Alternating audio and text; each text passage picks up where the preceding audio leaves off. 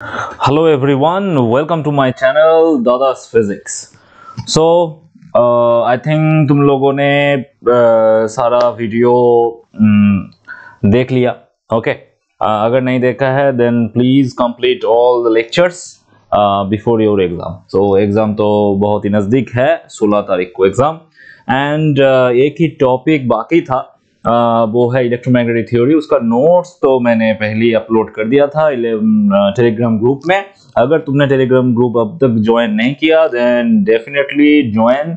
Description में link दिया हुआ है. एंड यहाँ पे मैं उसी नोट के बेसिस में ये इलेक्ट्रोमैग्नेटिक थ्योरी का वन शॉट में ले रहा हूँ. ओके आई थिंक तुम लोगों को ये वीडियो पसंद आएगा. बाकी जो वीडियो मैंने अपलोड किया था वो भी पसंद आया है. अगर तुम लोगों का कोई सजेशन रहेगा देन प्लीज़ मेंशन. ऐसे ही मैं तुम लोगों के साथ सेकेंड सेमेस्टर में भी तुम लोगों को हेल्प करना चाहता हूँ. And please mention what topic you need to discuss after this semester.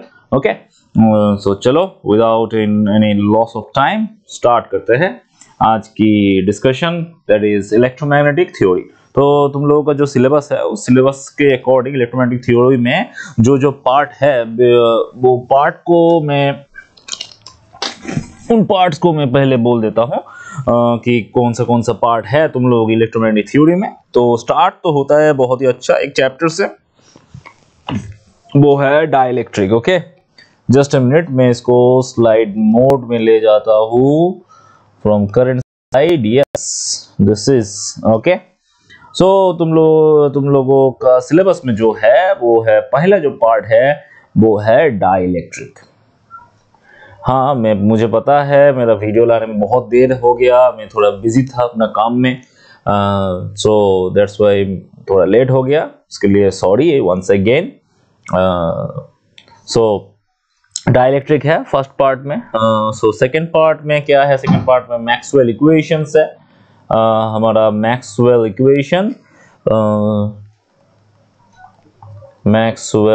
Equations है.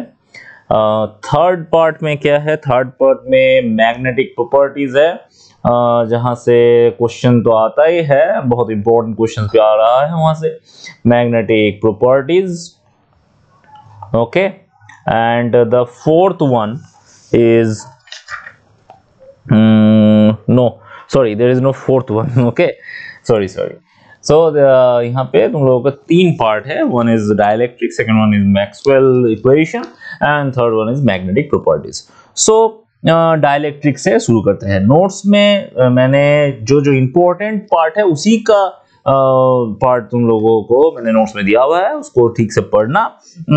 एंड उसके बाद भी वीडियो देख सकते हो और वीडियो देखने के बाद भी बुक पढ़ सकते हो. कुछ भी कर लो, तुम लोगों को समझ में आएगा, एक गारंटी मेरा है. ओके सो चलो, तो वो डाइलेक्ट्रिक क्या है? डाइलेक्ट्रिक है सिंपली इंसुलेटर्स. ओके कागज, वुड्स, ओके ये सब डाइलेक्ट्रिक्स है. ओके डाइलेक्ट्रिक एक्चुअली इंसुलेटर्स है. तो तुम लोगों ने क्लास 12 में ऑलरेडी पढ़ा है कि डाइलेक्ट्रिक कांस्टेंट के बारे में, कि डाइलेक्ट्रिक कांस्टेंट जो कूलम्ब्स लॉ का जो कांस्टेंट है, कूलम्ब्स लॉ में 1/4 पाई एप्सिलॉन नॉट रहता है. वहां पे एप्सिलॉन नॉट को अगर एप्सिलॉन लिख दिया जाए तो epsilon is equal to k into epsilon naught. एक रिलेशन पढ़ा था, आई थिंक तुम लोगों को याद है. अगर याद नहीं है तो मैं याद करवा देता हूँ, no problem there is. Okay so Coulomb's law में तुमने ये पढ़ा था कि अगर दोनों charge particle Q1 and Q2 अगर r डिस्टेंस में है then force between this two charge particle F is equal to 1/4 pi epsilon into Q1 Q2 by r square. Okay यहाँ पे जो एप्सिलॉन है, एप्सिलॉन क्या है? एप्सिलॉन है हमारा permittivity of the medium, and this epsilon is equal to k into epsilon naught, where epsilon naught is the permittivity in free space and k is dielectric constant. तो ये dielectric constant जो है बहुत ही important role play करेगा इस chapter में. Okay so पहले तो डेफिनेशन यही आ रहा है कि ये जो डाइलेक्ट्रिक कांस्टेंट है, डाइलेक्ट्रिक कांस्टेंट का डेफिनेशन क्या है? डाइलेक्ट्रिक कांस्टेंट का डेफिनेशन है it is ratio ratio of permittivity in a medium with permittivity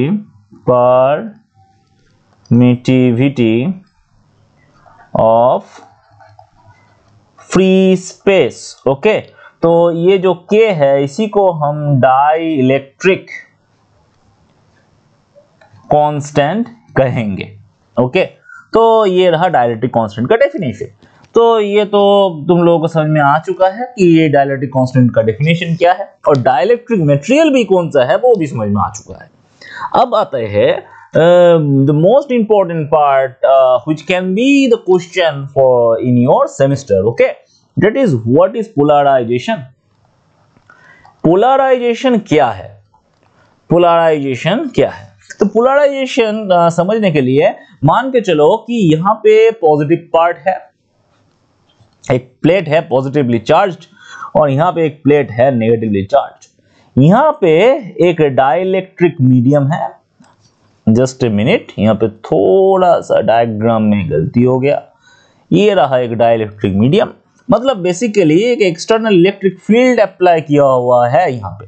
हाँ, तुमने सही पकड़ा कि ये दोनों साइड में जो प्लेट है इसको कैपेसिटर की तरह तुम लोग ट्रीट कर सकते हो। एंड कैपेसिटर में दोनों साइड में प्लस और minus terminal of the battery you can connect and you can consider this plates as positive plates and negative plates. And if you consider, अगर तुम लोगों ने मान लिया कि ये पॉजिटिव प्लेट है ये नेगेटिव प्लेट है, then the external electric field का डायरेक्शन तो पॉजिटिव से नेगेटिव की तरह भी होगा। तो एक्सटर्नल इलेक्ट्रिक फील्ड का डायरेक्शन हमें मिल गया। अगर अब हम ऑब्जर्व करें डाइलेक्ट्रिक का अंदर क्या हो रहा है। डाइलेक्ट्रिक का अंदर बेसिकली बहुत सारे एटम्स हैं और एटम में क्या होता है, एटम में एक पॉजिटिव पार्ट रहता है और एक नेगेटिव पार्ट रहता है। ओके, सो जब भी हम इस एटम को हम इलेक्ट्रिक फील्ड में, एक्सटर्नल इलेक्ट्रिक फील्ड में प्लेस करेंगे तब ये एक डाइपोल की तरह बिहेव करेगा। डाइपोल तो पता है ना, डाइपोल क्या है मैं बोल देता हूँ। डाइपोल क्या है?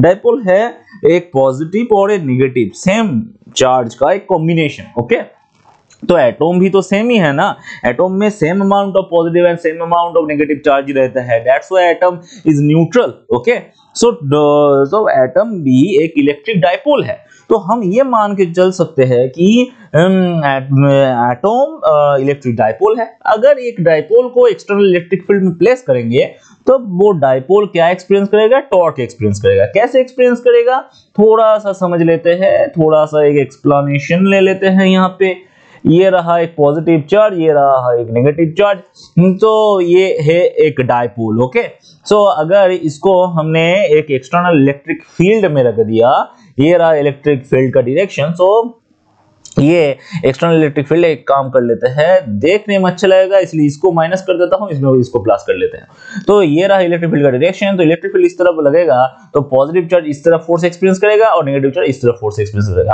तो तब ये रोटेट करने लगेगा। ओके, ये रोटेट करेगा, डेफिनेटली रोटेट करेगा। एंड रोटेशन तभी आता है जब टॉर्क लगता है। ओके, रोटेशन तभी आता है जब टॉर्क लगता है। समझ में आ रहा है ना? Okay, very good. तो समझ में आ रहा है, तो रोटेशन हो जाएगा तो ये टॉर्क लग जाएगा। टॉर्क लगने के बाद क्या होगा? ये जो डाइपोल है ना, ये जो डाइपोल है, ये डाइपोल ऐसे इलेक्ट्रिक फील्ड से पैरेलल बन जाएगा। बोलेगा बस इतना तक मैं जाऊंगा, उसके बाद नहीं जाऊंगा। क्यों नहीं जाऊंगा? बिकॉज ये दोनों तरफ जो फोर्स लग रहा है ना, इस तरफ जो फोर्स आएगा इलेक्ट्रिक फील्ड के लिए Q इंटू ई, इस तरफ फोर्स आएगा और इस तरफ भी एक फोर्स आएगा Q इंटू ई, ये दोनों इक्वल हो गया तो नेट फोर्स तो जीरो हो गया और टॉर्क भी नहीं रहेगा। टॉर्क का डेफिनेशन तो मालूम है ना, टॉर्क क्या होता है? टॉर्क इज इक्वल टू होता है force into perpendicular distance between two force. Okay, ये रहा टॉर्क का डेफिनेशन। सो टॉर्क यहाँ पे इन दोनों फोर्स में तो परपेंडिकुलर डिस्टेंस भी नहीं रहेगा when the dipole become parallel with the electric field।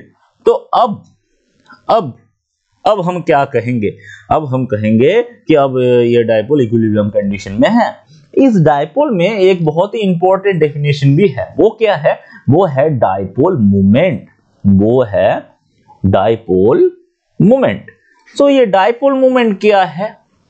Dipole moment क्या है? डायपोल मोमेंट है सिंपली एक वेक्टर क्वांटिटी जिसको हम स्मॉल p से डिनोट करेंगे, एंड ये small p is equal to q into ये जो डायपोल है ना उसका नेट उसका इफेक्टिव डिस्टेंस रहेगा। ये इफेक्टिव डिस्टेंस कैसे होगा? ये माइनस q से प्लस q का जो डिस्टेंस है उसी को हम कहेंगे, उसको हम r वेक्टर से रिप्रेजेंट करेंगे, तो p vector is equal to q into r vector हो जाएगा।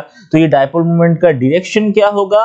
Negative to positive. Okay, negative to positive. तो यहाँ पे देखो ये रहा डायपोल का direction. So dipole moment parallel with electric field बन जाएगा when it is at equilibrium condition. Okay, समझ में आ रहा है? समझ में आ रहा है ना? ओके, तो अगर समझ में आ चुका है तो अब हम थोड़ा अपना चैप्टर में आ रहे हैं। एक्चुअली मैं तुम लोगों को थोड़ा सा 12 का पार्ट याद करवा के इसको मैं हाईलाइट करना चाहता हूँ, बिकॉज तुम लोग को याद रहे। एक बार वीडियो देख लोगे तो याद रह जाएगा कि क्या मैंने बोला था, and you can write your answer in semester. Okay, तो अब हम एटॉम में चले आते हैं। एटॉम क्या था? एटॉम मैंने पहले बोला, एटॉम एक्चुअली डायपोल ही है। तो अगर मैं ऐसे छोटा सा एक एटम को मैं कंसीडर करूंगा तो इसका पॉजिटिव एंड यहाँ पे, नेगेटिव एंड यहाँ पे। इलेक्ट्रिक फील्ड जब ये अप्लाई होगा ये रोटेट कर जाएगा, और रोटेट करने के बाद वो क्या बन जाएगा?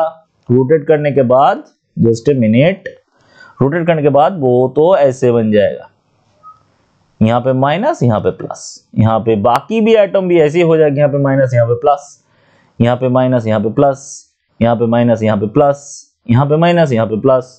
सो ये तो राइम बन जा रहा है, मैं जितने बार बोलूंगा। तो ऐसे करके करके यहाँ पे एक पॉजिटिव एंड रह जाएगा। ओके, यहाँ पे पॉजिटिव एंड रह जाएगा और यहाँ पे एक नेगेटिव एंड रह जाएगा। ओके, तो यहाँ पे देखो एक्सटर्नल इलेक्ट्रिक फील्ड तो है, बट यहाँ पे देखो ये पॉजिटिव चार्ज ये नेगेटिव चार्ज को नलिफाई कर देगा, ये पॉजिटिव इसको नलिफाई कर देगा, इसको ये नलिफाई कर देगा। उसके बाद ऐसे करके करके एंड में पॉजिटिव यहाँ रह जाएगा और यहाँ पर भी नेगेटिव रह जाएगा। मतलब इसका अंदर एक इलेक्ट्रिक फील्ड बन जाएगा, अंदर एक इलेक्ट्रिक फील्ड बन जाएगा। ओके, इस इलेक्ट्रिक फील्ड को हम लोकल इलेक्ट्रिक फील्ड भी कहेंगे, internal electric field basically. Okay, तो इसको हम इंटरनल आयन से मेंशन कर रहे हैं। ओके, तो ये बन जाएगा।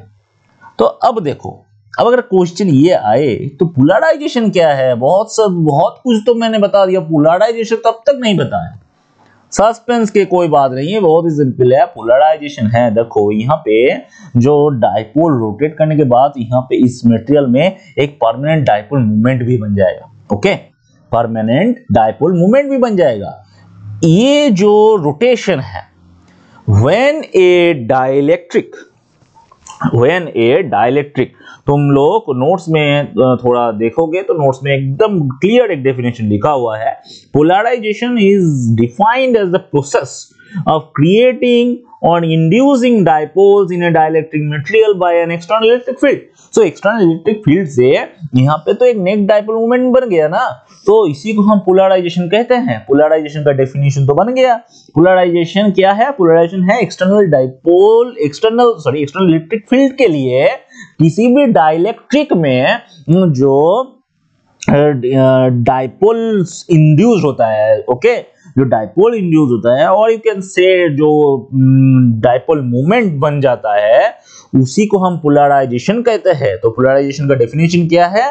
पोलराइजेशन का डेफिनेशन है एक्सटर्नल इलेक्ट्रिक फील्ड के वजह से कोई भी डाइलेक्ट्रिक में अगर जो पोलराइजेशन जो डायपोल इंड्यूस्ड होता है उसी को हम पोलराइजेशन कहते हैं। ओके, पोलराइजेशन समझ में आ गया?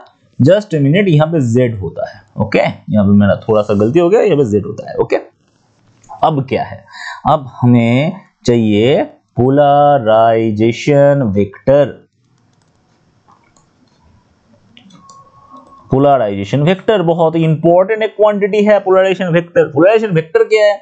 देखो, डायपोल मूवमेंट तो हमें समझ में आ रहा है। ओके, डायपोल मूवमेंट है तो यहाँ पे बहुत सारा एटम अगर है तो बहुत सारा डायपोल मूवमेंट बन जाएगा। सब डायपोल ही तो parallel with external electric field बन चुका है। ओके, बन चुका है ना, वो parallel to external electric field बन चुका है। तो बन चुका अगर है तो मैं ये बोल सकता हूं कि यहाँ पे डाइलेक्ट्रिक में एक डाइपोल मोमेंट है, टोटल डाइपोल मोमेंट है। सो ये टोटल डाइपोल मोमेंट को अगर मैं पर यूनिट वॉल्यूम में कैलकुलेट करूं तभी हम उसको बोलेंगे पोलराइजेशन वेक्टर। तो पोलराइजेशन वेक्टर क्या है? पोलराइजेशन वेक्टर है dipole moment, dipole moment per unit volume is called polarization vector. इसको डिफाइन कैसे करेंगे? कैपिटल P वेक्टर से डिफाइन करेंगे। टोटल यहाँ पे Ni Pi रहेगा, ये रहा यहाँ पे टोटल डाइपोल मोमेंट बन गया। इसको हम डेल्टा V से डिवाइड कर देंगे और यहाँ पे लिमिट ले लेंगे डेल्टा V टेंड्स टू 0। बहुत ही छोटा सा एक वॉल्यूम ले लिया, उसी से हमें डाइपोल मोमेंट पोलराइजेशन वेक्टर का डेफिनेशन हमें मिल जाएगा। ओके, तो अगर पोलराइजेशन वेक्टर को थोड़ा डीप से हम देखेंगे तब एक्चुअली हमें मिलता क्या है वो हमें समझ में आ जाएगा। क्या मिलेगा? देखो, ये पोलराइजेशन वेक्टर जो है वो तो चार्ज इनटू डिस्टेंस बनेगा। वो ऊपर तो डाइपोल मोमेंट है तो चार्ज इनटू डिस्टेंस ही तो बनेगा ना। ओके, तो चार्ज इनटू डिस्टेंस वहां पे बन गया और नीचे तो वॉल्यूम है, तो वॉल्यूम के जगह में हम यहाँ पे मैग्नीट्यूड के बारे में बात कर रहे हैं। ओके, तो वॉल्यूम की जगह में हम इसको लिख सकते हैं एरिया इनटू डिस्टेंस लिख सकते हैं। तो डिस्टेंस तो कैंसिल हो गया, रह गया क्या? Q डिवाइडेड बाई ए। इस Q डिवाइडेड बाई ए को हम कहेंगे sigma P। Okay, sigma P को क्या कहेंगे? सिग्मा P को हम कहेंगे surface charge density of the slab, surface charge density of slab कहेंगे हम इसको। ओके, तो इसका वैल्यू हम कैसे निकालेंगे? इसका वैल्यू हम ऐसे निकालेंगे P vector dot n cap. अब तुम कहोगे ये n कैप क्या है? n कैप क्या है? n कैप है, अगर एक एरिया लोगे तो वो एरियल वेक्टर है। यहाँ पे एक एरिया ले लिया तो ये रहा areal vector n cap perpendicular with the area, और ये रहा हमारा पोलराइजेशन वेक्टर। यहाँ पे एंगल है थीटा, तो हमें ऐसे मिल जाएगा। ओके, समझ में आ रहा है? यहां से क्वेश्चन तुम लोगों को कैसे देगा? देखो, मैं थोड़ा सा एक क्वेश्चन दे रहा हूं यहाँ पे, बहुत ही इजी बट कॉम्प्लिकेटेड लगेगा सुन के। कैसे कॉम्प्लिकेटेड है? देखो, तुम्हें ये बोला जाएगा कि x plus y plus z is equal to 1। ये है एक प्लेन, ये है एक प्लेन। ओके, तो इस प्लेन में तुम्हें कैलकुलेट करना पड़ेगा सिग्मा P, मतलब surface charge density. Okay, surface charge density calculate करना पड़ेगा। ओके, और यहाँ पे तुम्हें पोलराइजेशन वेक्टर दिया हुआ रहेगा कि पोलराइजेशन वेक्टर है, मान के चलो ये 2i cap plus j cap plus k cap. ये तुम्हारा पोलराइजेशन वेक्टर है। ओके, समझ में आ रहा है?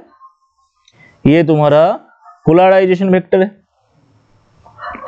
तो पोलराइजेशन वेक्टर ये तुम्हें दिया हुआ रहेगा, ये यूनिट रहेगा उसके साथ। यूनिट तुम लोग खुद भी डिटरमाइन कर सकते हो। यहाँ पे dipole moment per volume, dipole moment का यूनिट क्या है? Unit of polarization vector dipole moment का यूनिट को वॉल्यूम के यूनिट से डिवाइड करना पड़ेगा। ओके, डाइपोल मोमेंट का यूनिट क्या है? डाइपोल मोमेंट का यूनिट है coulomb into metre divided by volume का यूनिट मीटर क्यूब। सो ये बन जाएगा कूलम पर मीटर स्क्वायर। बहुत ही इजी। ओके, सो इसका अगर सिग्मा P तुम्हारा क्वेश्चन है तो तुम्हें तो पहले इसका परपेंडिकुलर यूनिट वेक्टर निकालना पड़ेगा। उसके लिए तुम्हें क्या करना पड़ेगा? उसके लिए तुम्हें ग्रेडियंट निकालना पड़ेगा। किसका ग्रेडियंट निकालना पड़ेगा? x plus y plus z का ग्रेडियंट निकालना पड़ेगा। ओके, इसका ग्रेडियंट निकालना पड़ेगा। तुम्हें अगर दिया हुआ रहेगा 0.1, 0,1 दिया हुआ रहेगा, तो इसका ग्रेडियंट निकालने के बाद इसका जो ग्रेडियंट आएगा उसका मैग्नीट्यूड से तुम्हें इसको डिवाइड करना पड़ेगा, तुम्हें एन कैप मिल जाएगा।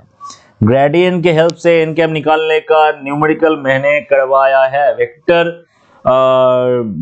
कैलकुलस का जो वीडियो है तुम लोग देखना, उसमें ग्रेडियंट के हेल्प से एन कैप निकालने का क्वेश्चन है, उसको देख लो, उससे तुम्हें समझ में आ जाएगा। ओके, अब उसके बाद तुम्हें सिग्मा पी निकालने को बोलेगा, तो पी वेक्टर से एन कैप का डॉट प्रोडक्ट कर दो, तुम्हें आंसर मिल जाएगा। ओके, सो चलो समझ में आ गया है आई थिंक, आगे बढ़ते हैं।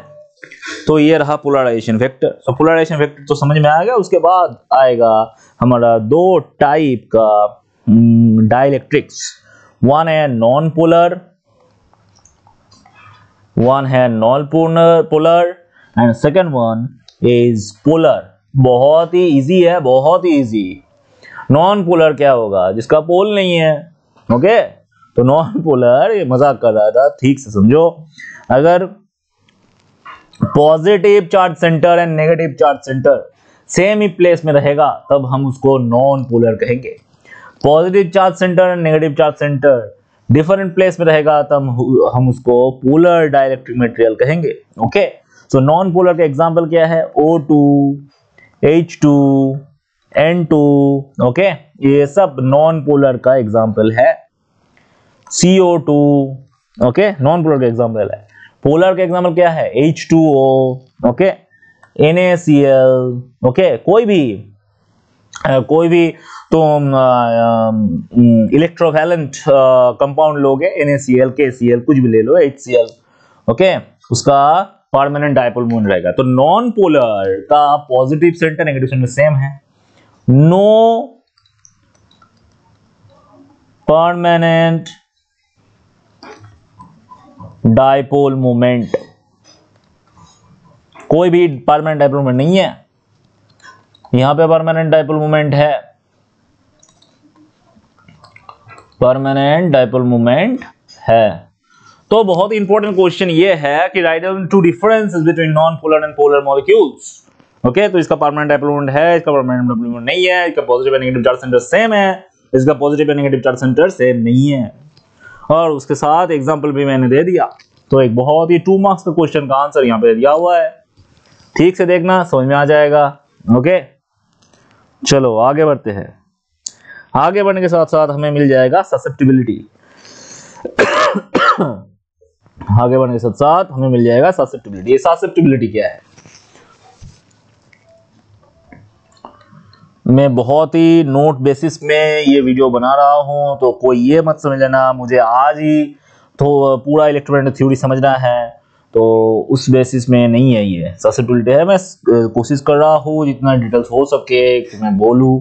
ओके, तो ये ससेप्टिबिलिटी क्या है? ससेप्टिबिलिटी बेसिकली है ये जो हमारा पोलराइजेशन है ना, पोलराइजेशन किसके ऊपर डिपेंड करेगा? एक्सटर्नल इलेक्ट्रिक फील्ड के ऊपर डिपेंड करेगा।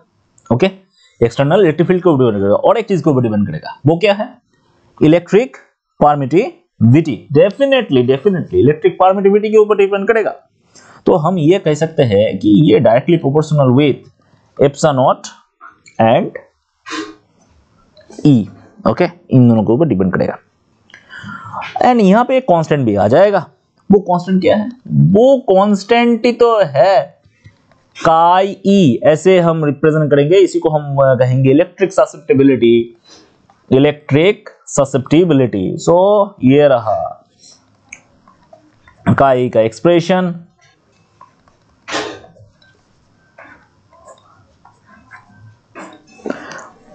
तो ससेप्टिबिलिटी क्या है? ससेप्टिबिलिटी है net electric field, polarization vector and net electric field का ratio of net electric field, net electric field क्या है ये, एंड पोलराइजेशन वेक्टर। ओके, इन दोनों का रेशियो ही है ससेप्टिबिलिटी। ओके, तो ये रहा हमारा ससेप्टिबिलिटी का डेफिनेशन। ओके, तो अब आते हैं relation between dielectric constant and electric susceptibility. Dielectric constant electric susceptibility का बीच में हमें रिलेशन चाहिए। ओके,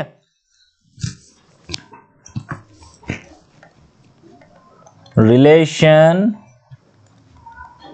बिटवीन डाइलेक्ट्रिक कांस्टेंट के और कुछ किताब में डाइलेक्ट्रिक कांस्टेंट को ऐसे भी लिखता है ER, एप्सा आर। ओके, ऐसे भी लिखा जाता है। तो सेम ही है, कुछ डिफरेंट नहीं है उसमें। So epsilon R and electric susceptibility that is chi. Okay, so ठीक से समझना, बहुत इंपॉर्टेंट है। दोनों प्लेट है, यहां पे पॉजिटिव है, यहाँ पे पॉजिटिव है, यहाँ पे नेगेटिव है। ओके, दोनों प्लेट है, यहाँ पॉजिटिव है, यहाँ पे नेगेटिव है।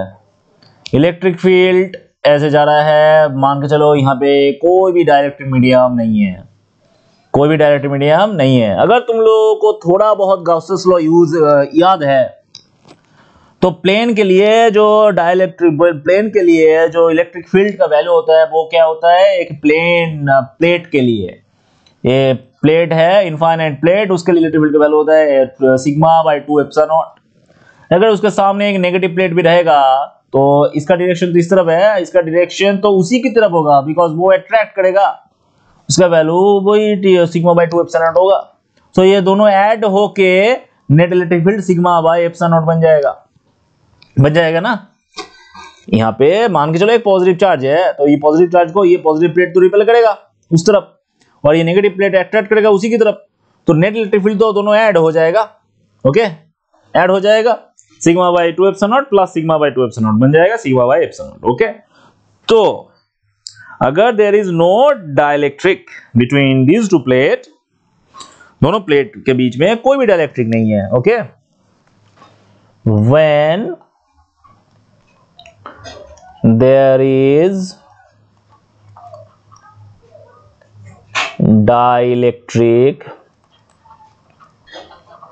constant epsilon r is equal to 1। Okay, 1 है यहाँ पे epsilon r, basically dielectric medium नहीं है तो उसका मतलब एप्सा r का वैल्यू 1 है।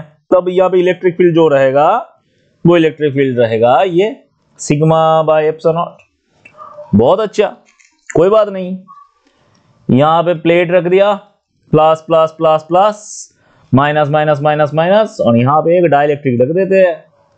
और तुम लोगों को तो पहले ही मैंने दिखाया है कि अंदर एक इलेक्ट्रिक फील्ड बन जाएगा, उस इलेक्ट्रिक फील्ड को हम EP कहेंगे। इन आगे मैं बोला था, यहाँ पे EP कह रहा है क्योंकि पोलराइजेशन के लिए बन रहा है, EP कह दिया।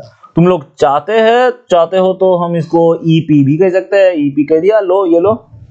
ओके, कोई बात नहीं, तो ये EP है और बाहर में तो E0 है, तो नेट इलेक्ट्रिक फील्ड क्या बन जाएगा, नेट इलेक्ट्रिक फील्ड क्या बन जाएगा इस केस में, व्हेन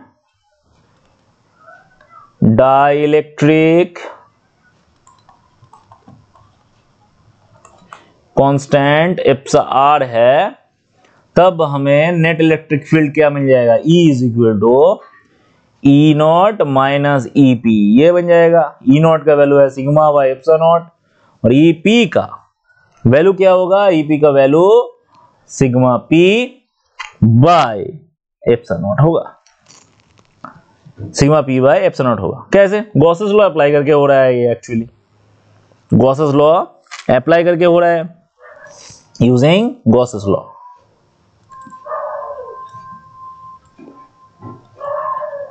गॉसेस लॉ थोड़ा समझा देते हैं, गॉसेस लॉ कैसे अप्लाई हो रहा है। देखो, यहाँ पे अगर तुमने एक क्लोज्ड सरफेस कंसीडर करोगे तो यहाँ पे सिग्मा रहेगा इस प्लेट में, ऐसे देखो, यहाँ इसमें सिग्मा रहेगा। ओके, ऐसे गॉसेस लॉ अगर अप्लाई करोगे यहाँ पे ऐसे ले लेते हैं। ओके, ऐसे लोगे तो गॉसेस लॉ अप्लाई करने के लिए हमें ये मिल जाएगा कि इसके लिए सिग्मा प्लस सिग्मा, ओके। इसके यहाँ पे तो माइनस सिग्मा पी होगा, यहाँ पे माइनस सिग्मा पी होगा, यहाँ पे क्या होगा, यहाँ पे प्लस सिग्मा पी होगा, यहाँ पे माइनस सिग्मा होगा। तो सब मिला के नेट इलेक्ट्रिक फील्ड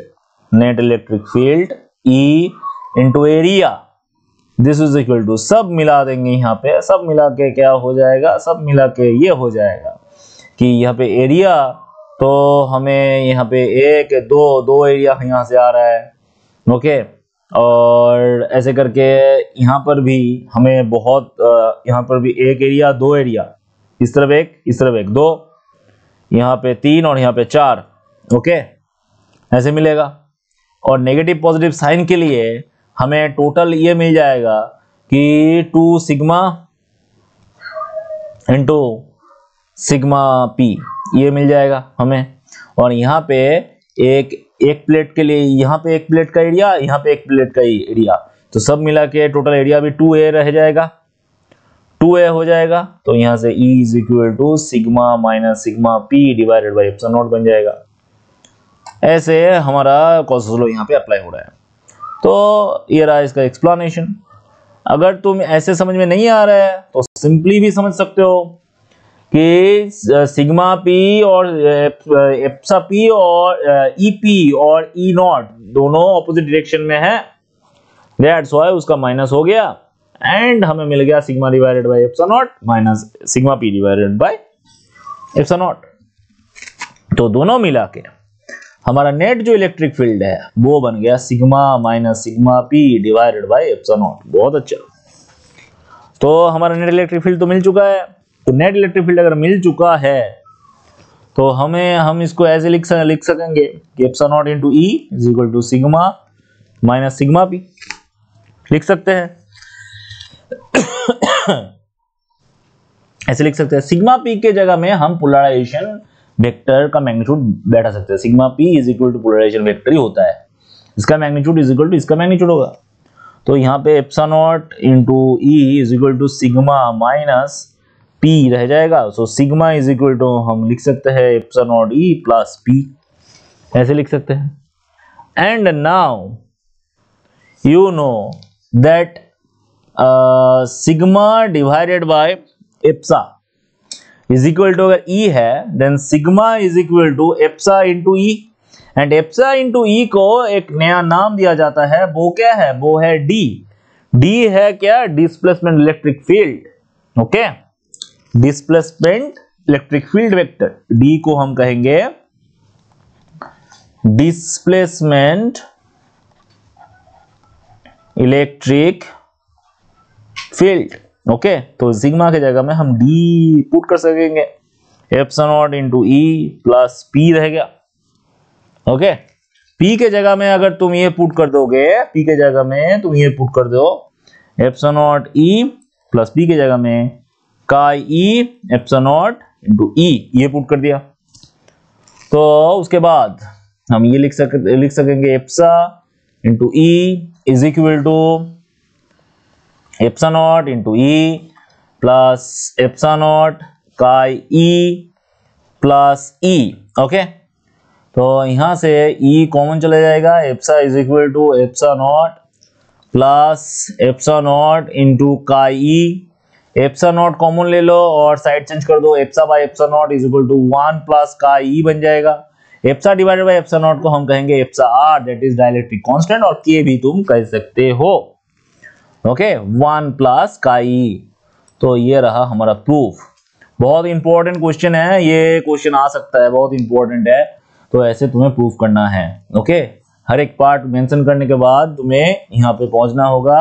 बहुत इंपॉर्टेंट है, ठीक से समझ लो एंड नोट डाउन कर लो। नोट मैंने दिया हुआ है, ऐसे तुम लोगों को करना पड़ेगा। ओके, तो अब आता है और एक इंपॉर्टेंट पार्ट, वो है न्यूमेरिकल्स। ओके, तो न्यूमेरिकल्स में किस तरह का न्यूमेरिकल आ सकता है। न्यूमेरिकल्स देखो, जैसे मैंने यहाँ पे एक एग्जांपल लिया हुआ है नोट्स में तुम लोग देखना, नोट्स में दिया हुआ है ऑलरेडी।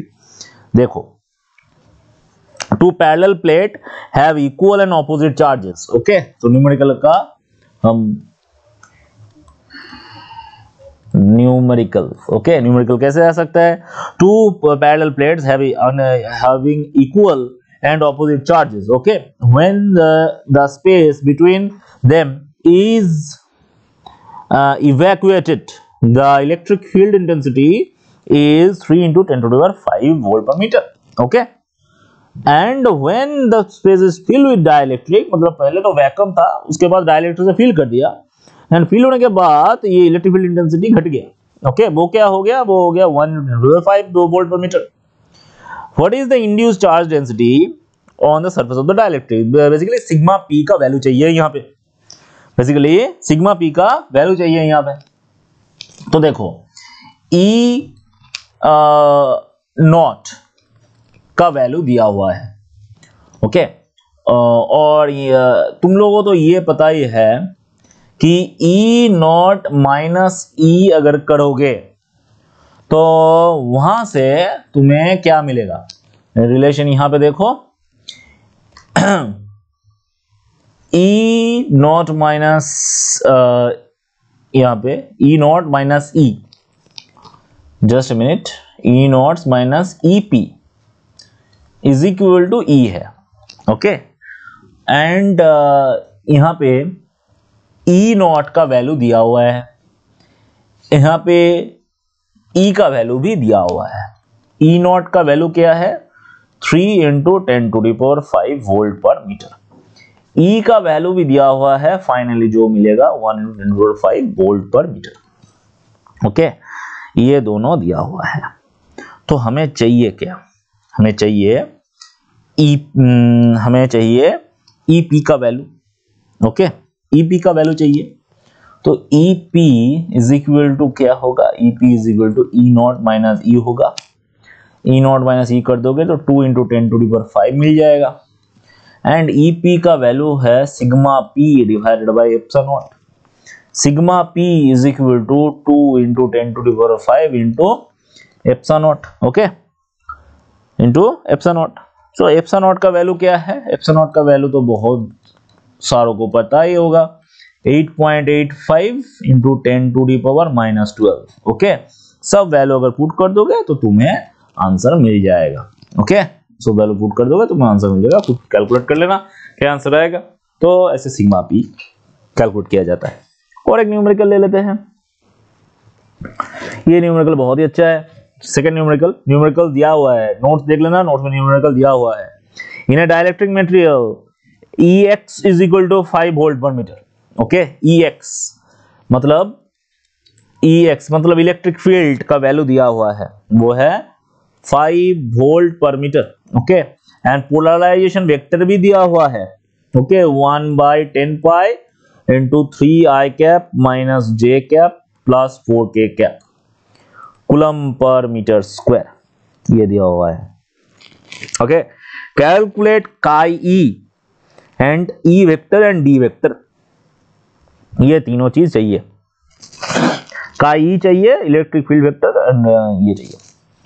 तो काई ई कैसे निकालेंगे? काई ई का जो वैल्यू है वो तो काई E into epsilon naught into E vector, ये सबको मिला के हमें ये मिलता है, पोलराइजेशन वेक्टर मिलता है।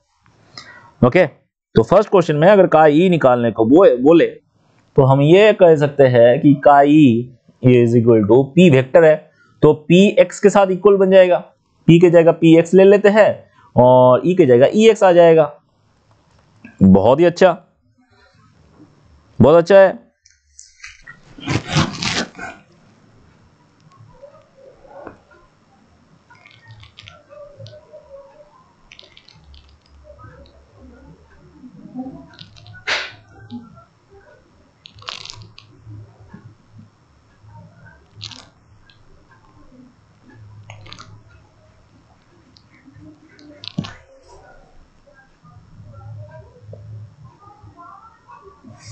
Just minute,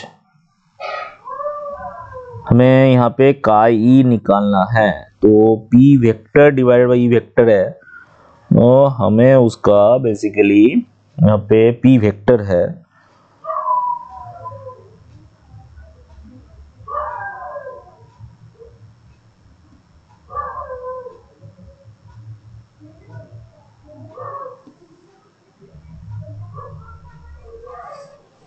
okay. तो यहाँ पे तुम लोग एक काम कर लेना, यहाँ पे ई एक्स दिया हुआ है, ई एक्स का वैल्यू दिया हुआ है। क्वेश्चन में थोड़ा सा गलती लग रहा है, ई एक्स तो गिवन है,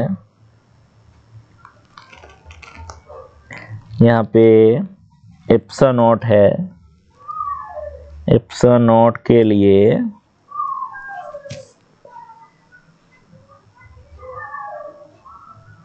नहीं, ठीक है कोई बात नहीं, तुम लोग पुट कर देना तो आंसर मिल जाएगा। तो कैलकुलेट कर देते हैं, आंसर मिलते हैं के लिए या नहीं मिलते हैं चेक कर लेते हैं, ओके। तो कोई भी गलती का गुंजाइश नहीं रहेगा। तो 3 डिवाइडेड बाई 10 पाई बेसिकली यहाँ पे है, यहाँ पे एप्सिलॉन नॉट है। एप्सिलॉन नॉट को एक काम कर लेते हैं, यहाँ पे 4 पाई से नीचे मल्टीप्लाई कर देते हैं और ऊपर भी 4 पाई से मल्टीप्लाई कर देते हैं। तो नीचे 4 पाई से मल्टीप्लाई करेंगे तो 1/4 पाई एप्सिलॉन नॉट, तो 9 × 10⁻⁹ है, ओके। सो ऊपर भी हमें 4 पाई से मल्टीप्लाई करना पड़ेगा, ऊपर भी हमें 4 पाई से मल्टीप्लाई करना पड़ेगा, ओके। ऊपर भी हम 4 पाई से मल्टीप्लाई करना पड़ेगा एंड ये तो बन गया। अब ई एक्स का वैल्यू तो दिया हुआ है, यहाँ पे ई एक्स का वैल्यू क्या है, ई एक्स का वैल्यू है 5, ओके। और यहाँ पे हमें इसका वैल्यू 3/10 पाई, हाँ एकदम परफेक्ट आ रहा है, कोई बात नहीं। तो इसको तुम कैलकुलेट करना, कैलकुलेट करने से मिल जाएगा। कंफ्यूज हो रहा था थोड़ा, इसीलिए मैंने करवा दिया, ओके। तो ये रहा का ई का वैल्यू।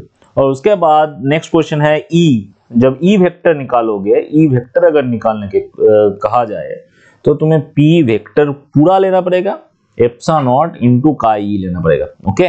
तभी तुम्हारा आंसर आएगा, वहां पे कंपोनेंट मत ले लेना, ओके। किया हुआ है ऑलरेडी, प्रॉब्लम का सॉल्यूशन दिया हुआ है, उसमें चेक कर लेना, ओके। चलो आगे बढ़ते हैं। आगे बढ़ने के साथ साथ और एक क्वेश्चन दे देते हैं, और एक क्वेश्चन इस रिलेशन में रिलेटेड है। का ई का वैल्यू दिया हुआ है, एप्सिलॉन निकालना पड़ेगा, बहुत इजी क्वेश्चन है, खुद से कर लेना, ओके।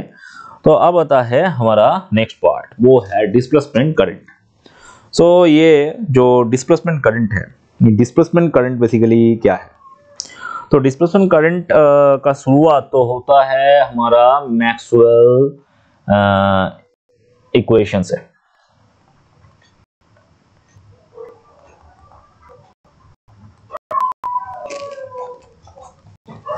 मैक्सवेल इक्वेशन से तो बेसिकली हमारा जो एम्पियर सर्कुलर लॉ था, B dot D L, okay, cyclic integration B dot D L is equal to mu naught I.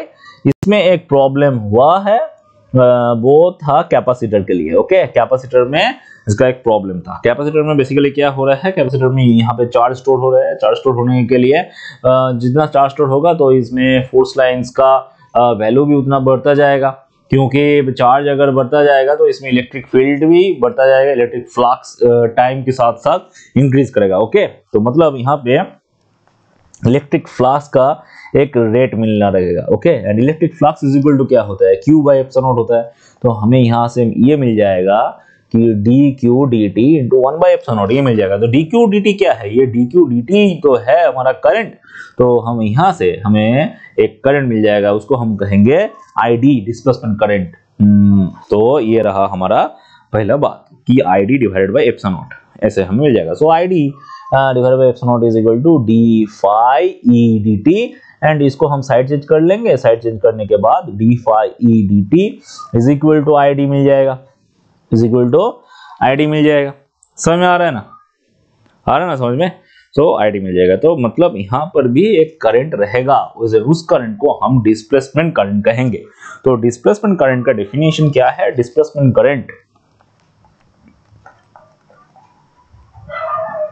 Displacement current यहाँ पे I प्लस ID होगा। तो ये है हमारा करेक्टेड एम्पियर्स सर्कुलर लॉ। ये बहुत इंपॉर्टेंट क्वेश्चन है, एम्पियर सर्कुलर लॉ में करेक्शन क्या था, डिस्प्लेसमेंट करंट। तो ये रहा हमारा डिस्प्लेसमेंट करंट का डेफिनेशन। डिस्प्लेसमेंट करंट का डेफिनेशन क्या है? Current due to rate of change of electric flux, इसी को हम डिस्प्लेसमेंट करंट कहते हैं। ID is equal to epsilon naught d phi E dt। Okay, ये रहा हमारा displacement current. And this is equal to हम dq dt भी कह सकते हैं। ओके, अगर हम ये कैपेसिटर के लिए कैलकुलेट करें, कैपेसिटर के लिए अगर कैलकुलेट करेंगे तो q is equal to C into V तो है ना, तो इसको हम पुट करेंगे तो ID इज इक्वल टू हमें मिल जाएगा C into d V d t, ये बन जाएगा C into d V d t, ये बन जाएगा। एंड पैरेलल प्लेट कैपेसिटर का C इज इक्वल टू क्या होता है? Epsilon naught A divided by small d होता है ना, होता है ना। तो इसको हम यहाँ पे पुट कर देंगे तो ID is equal to epsilon naught A divided by small d into d V d t, ये रह जाएगा, ये रह जाएगा। अगर d को अंदर लेके जाए तो ID इज इक्वल टू हमें मिल जाएगा epsilon naught into A into d d t of V by d. V by d का मतलब है electric field, so epsilon naught into A into d E d t, this is equal to ID बन जाएगा। Okay, तो यहां से हम ये लिख सकते हैं कि ID is equal to epsilon naught into A into d E d t. A को साइड चेंज करेंगे तो हमें I बाई ए मिल जाएगा, current divided by area. Current divided by area का मतलब है current density JD is equal to epsilon naught DE dt। Okay, ये रहा एक एक्सप्रेशन, ये रहा एक एक्सप्रेशन, ये D है। तो बहुत सारा एक्सप्रेशन हमें यहाँ पे मिल जाएगा। ये रहा एक एक्सप्रेशन ID कैलकुलेट का। ओके, इन सारे एक्सप्रेशन से हम कैलकुलेट कर सकते हैं ID और JD का वैल्यू। ओके, तो आगे बढ़ते हैं। आगे बढ़ने के साथ साथ हमें और एक चीज में हम लिख सकते हैं कि JD is equal to D capital D, JD vector D capital D vector divided by dt। मतलब यहाँ पे जो D है capital D is equal to क्या है? एप्सा इंटू E वेक्टर है, ये तो मैंने पहले ही बोला था। ओके, तो अब आते हैं differential form of Ampere's law. Differential form of Ampere's law बहुत इंपॉर्टेंट एक पार्ट है। डिफरेंशियल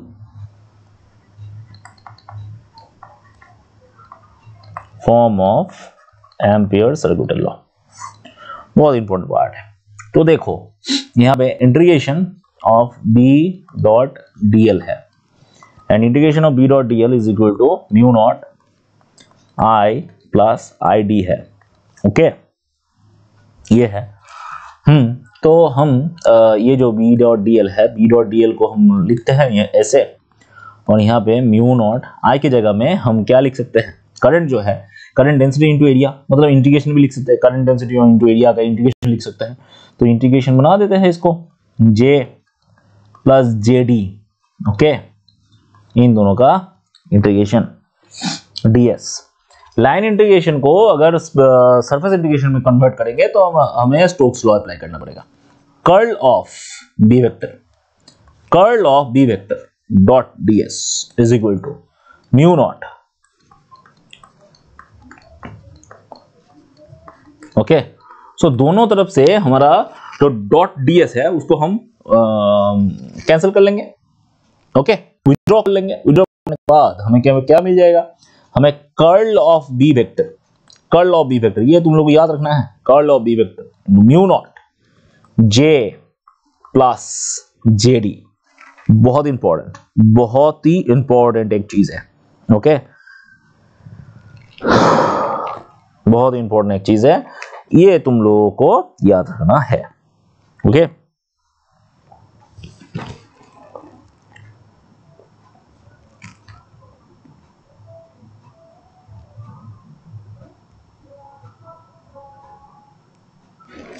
JD ये तुम लोगों को याद रखना है। अब ये जो JD है इसको हम कैसे लिख सकते हैं? इसको हम ऐसे लिख सकते हैं, curl of B is equal to mu naught J plus del D vector dt, ऐसे लिख सकते हैं। ओके, ऐसे लिख सकते हैं।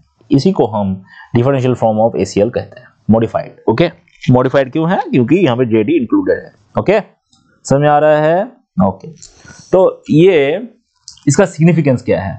सिग्निफिकेंस ऑफ ACL, यहाँ पे जो क्लोज इंटीग्रेशन है, क्लोज इंटीग्रेशन है, मतलब ये जो हमने लाइन इंटीग्रेशन लिया हुआ है, उस लाइन इंटीग्रेशन का आंसर नॉन जीरो है,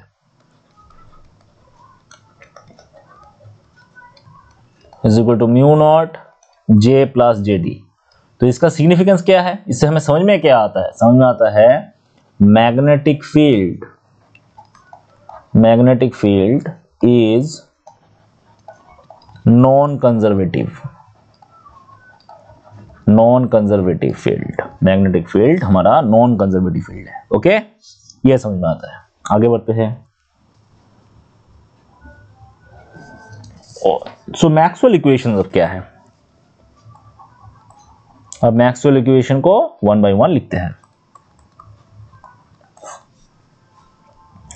पहले तो है हमारा Gauss's law, E dot ds is equal to Q by epsilon naught. इसका डिफरेंशियल फॉर्म क्या होता है? डाइवर्जेंस, याद रखना, divergence of electric field is equal to sigma by epsilon naught. Okay, Gauss's law हो गया। इससे हमें क्या मालूम पड़ता है? क्या इससे हमें क्या मालूम पड़ता है? Existence of monopole. ओके, यहां पे सिग्निफिकेंस में बोल रहा हूं। मोनोपोल का मतलब है एक सिंगल चार्ज रहेगा, मतलब फ्लक्स आएगा। फ्लक्स तभी आएगा जब सिंगल चार्ज रहेगा। सेकंड क्या है? Cyclic integration B dot ds, मतलब मैग्नेटिक का Gauss's law, electric Gauss's law. Okay, magnetic Gauss's law. Okay, this is equal to 0, मतलब divergence of B is equal to 0 है। No existence of monopole, single north pole और south pole. Okay, इसका existence नहीं है, मतलब एक single isolated north pole भी नहीं मिलेगा, सिंगल आइसोलेटेड साउथ पोल भी नहीं मिलेगा। Third, cyclic integration of E dot dl is equal to minus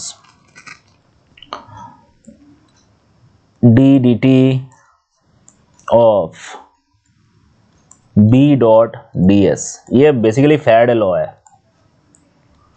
Faraday law. Okay, induction का इसका ये जो फॉर्म है बहुत इंपॉर्टेंट है। यहाँ पे इंड्यूस्ड इलेक्ट्रिक फील्ड का कर्ल इज इक्वल टू, हमें क्या मिलेगा? हमें क्या मिलेगा? हमें मिल जाएगा d फाई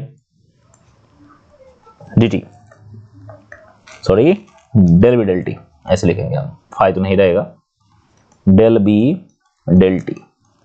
इससे क्या समझ में आता है? Variable magnetic field is a source of electric field or induced electric field form closed path. Okay, fourth, cyclic integration B dot dl is equal to mu naught J plus JD। इसको हम ऐसे भी लिख सकते हैं, curl of B is equal to mu naught J plus del E del T, यहाँ पे एक एप्सा रहेगा। इससे हमें मालूम पड़ता है कि मैग्नेटिक फील्ड नॉन कंजर्वेटिव है। ओके, तो ये रहा लॉज, क्वेश्चन क्या क्या आ सकता है, ये रहा लॉज, ये रहा डिफरेंशियल फॉर्म, डिफरेंशियल फॉर्म, और ये रहा उन सब का सिग्निफिकेंस। ये क्वेश्चन आ सकता है, बहुत इंपॉर्टेंट है क्वेश्चन। ओके, समझ रहे हो? Okay, very good. तुम लोग सिर्फ एक चीज याद रखना, अगर फ्री स्पेस का बात करेगा, अगर फ्री स्पेस का बात करेगा तो एप्सा की जगह में एप्सा नॉट पुट हो जाएगा, एप्सा की जगह में एप्सा नॉट पुट हो जाएगा, सिंपली ये तुम लोग याद रखना, एप्सा की जगह में एप्सा नॉट पुट हो जाएगा और कुछ चेंज यहां पे नहीं आएगा। फॉर फ्री स्पेस यहां पे लिख देता हूं, फॉर फ्री स्पेस एप्सा की जगह में एप्सा नॉट हो जाएगा, म्यू के जगह में म्यू नॉट हो जाएगा एंड सिग्मा की जगह में 0 हो जाएगा। यही चेंज होगा और कुछ चेंज नहीं होगा, बाकी इक्वेशन सेम रहेगा। Okay, very good, very good. और इस यहां से प्रॉब्लम कैसे आ सकता है, उस प्रॉब्लम तो दिया हुआ है, मैंने दिया है वहां पे। ओके, किस तरह का प्रॉब्लम यहां पे आएगा, ओके, वो प्रॉब्लम मैंने दिया हुआ है।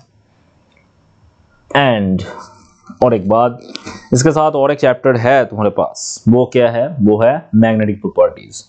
तो मैग्नेटिक प्रॉपर्टीज देखो, तुम लोग स्किप कर सकते हो मैग्नेटिक प्रॉपर्टीज को, एक ही चैप्टर है, तुम स्किप कर सकते हो, लेकिन कुछ पार्ट तुम लोग याद कर लेना, जिससे तुम लोगों का क्वेश्चन आए तो समझ में आ जाए। मैं थोड़ा बोल देता हूँ यहाँ पे, वहां पे जैसे पोलराइजेशन था, यहाँ पे क्या रहेगा, यहाँ पे मैग्नेटाइजेशन रहेगा। मैग्नेटाइजेशन क्या है, मैग्नेटाइजेशन है जब magnetization vector, okay, magnetization vector, so magnetic dipole moment per unit volume, इसको हम मैग्नेटाइजेशन बोलेंगे।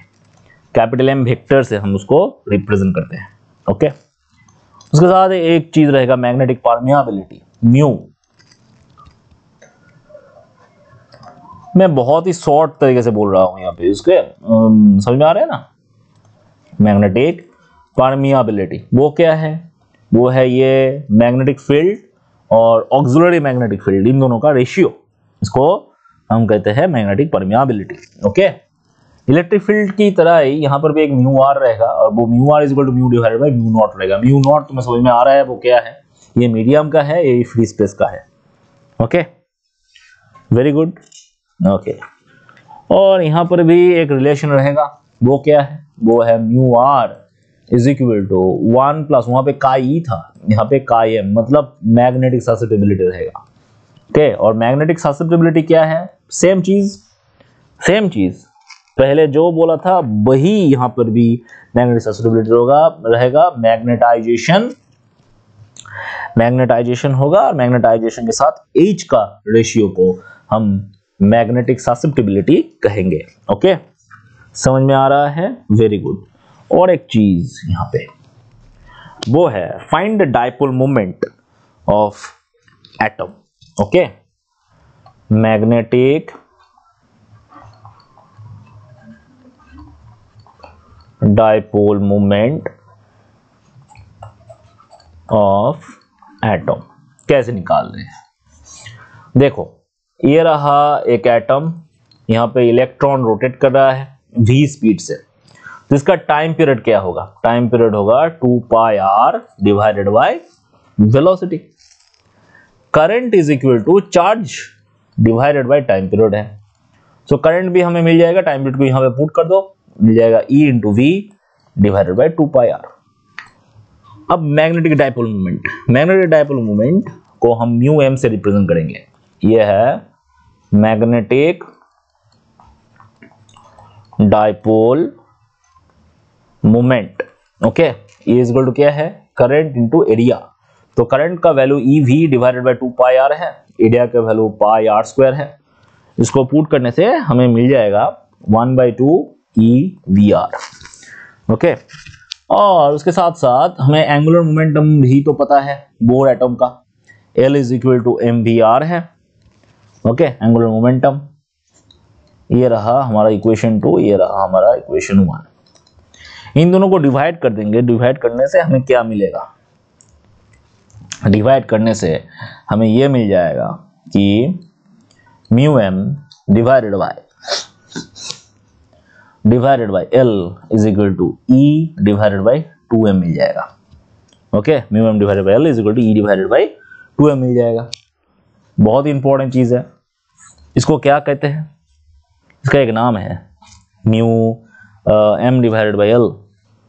ओके, इसको हम कहते हैं जायरो मैग्नेटिक रेशियो। इसको हम कहते हैं जायरो मैग्नेटिक रेशियो।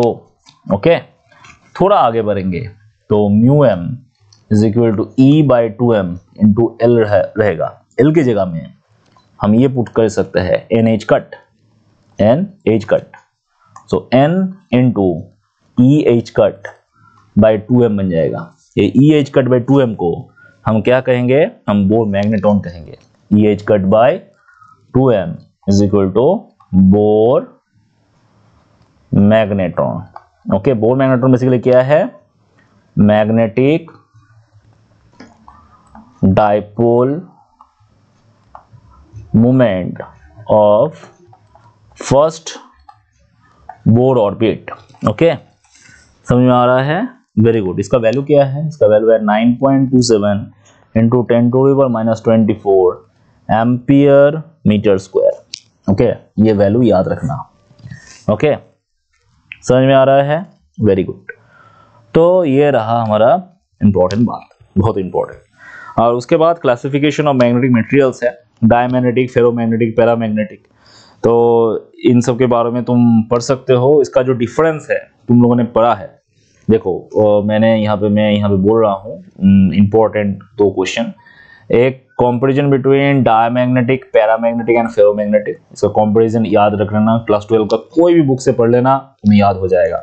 ओके, और जो है वो है कुरी लॉ। इसको तुम याद रख लेना, तुम्हारा काम हो जाएगा। कुरी लॉ बहुत इंपॉर्टेंट पार्ट है, कुरी लॉ। और एक चीज जो है वो है हिस्टेरेसिस। ये हिस्टेरेसिस थोड़ा सा पढ़ लेना। ओके, इन सबको तुम याद कर सकते हो। हिस्टेरेसिस का जो एप्लीकेशन है उसको तुम याद कर सकते हो, कुछ भी बुक में मिल जाएगा। मैं भी नोट्स में दे देता हूँ टेलीग्राम में, उससे तुम पढ़ लेना। समय बहुत ही कम है, इसलिए मैं वीडियो को और बड़ा नहीं करूँगा, बहुत बड़ा हो चुका है ऑलरेडी। और मैं सेकंड पार्ट भी नहीं लाऊंगा। ओके, सेकंड पार्ट लाने से तुम लोगों का प्रेशर बहुत बढ़ जाएगा। तो मैंने सब पार्ट तो कंप्लीट करवा दिया है, फिर भी तुम लोग अगर चाहो तो ये 3 पार्ट कर सकते हो। ओके, मैं पूरा इलेक्ट्रोमैग्नेटिज्म कवर कर दिया है, उसके साथ तुम ये कर सकते हो। और डोमेन थ्योरी, ओके, ये भी कर सकते हो। ओके, ये भी कर सकते हो। तो इसको मैं कवर नहीं कर रहा हूँ यहाँ पे वीडियो में, ज़्यादा बड़ा हो जाएगा। तुम लोग चाहो तो कर सकते हो, मुझे जो इम्पोर्टेंट लगा मैंने करवा दिया। Okay, so that's all for this video.